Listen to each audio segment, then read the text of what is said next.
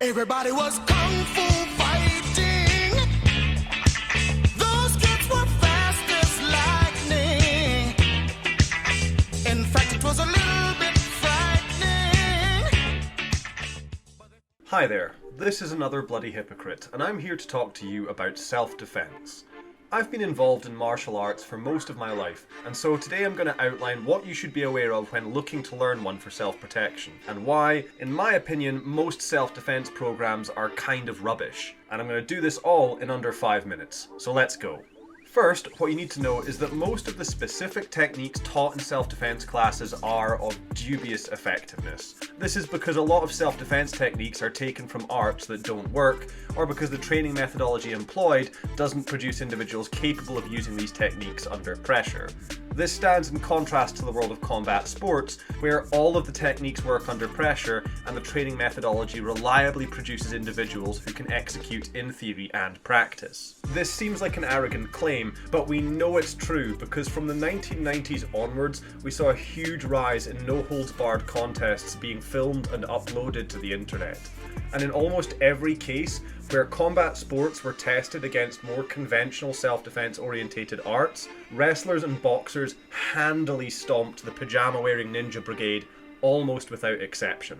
Time and time again, the secret no-touch knockout system of esoteric herbs and spices failed to counter the ancient art of smacking someone in the mouth and dumping them on their arse. Unfortunately though, many self-defense instructors still continue to draw their techniques and training from the former tradition rather than the latter, because training in an art like Kuk Sool Won or Tai Chi is typically a lot less intimidating than training in a sport like Judo, and that lack of real sparring or free practice means the instructors are free to impress their students with all sorts of hypothetical counters and combos that would never work in real life. This allows them to impress people and retain a high percentage of their students, as the training is rarely more taxing than boxercise.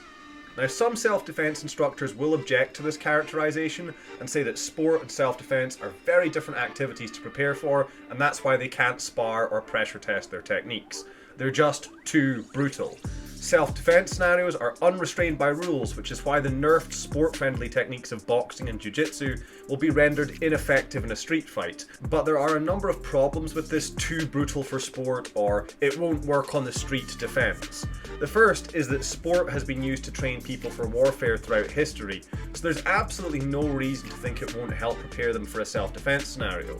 Second, it's worth noting that self-defense scenarios are often actually less intense than a lot of amateur sporting fights. They largely tend not to end with someone unconscious or dead, and most of the time don't even involve particularly well-trained or motivated combatants. And finally, even if we did believe the claim that mastering a particular art will make us a street-lethal, eye-gouging killing machine, there are huge moral and legal problems in promoting this approach. Someone who takes this approach seriously is going to end up doing something very stupid, immoral and illegal when he mutilates a drunk in a scuffle outside a chip shop. The simple fact is that self-defense scenarios are highly contextual. Developing a set of techniques that work and a training program that prepares the candidates for the physical and psychological experiences of fighting is just one part of the equation, and it's one that a lot of traditional self-defense orientated systems don't really do particularly well. But even then, we have to go beyond this.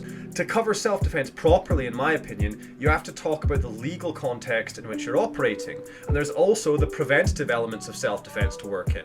The importance of communication and building an awareness of your surroundings. So any serious self-defense program is going to have to be a lot more than just good quality martial arts training. It's got to think about the topic from a variety of other angles and test them, possibly through things like roleplay. And I'd argue that this should all also be done in the context of considering the long-term mental well-being of your students.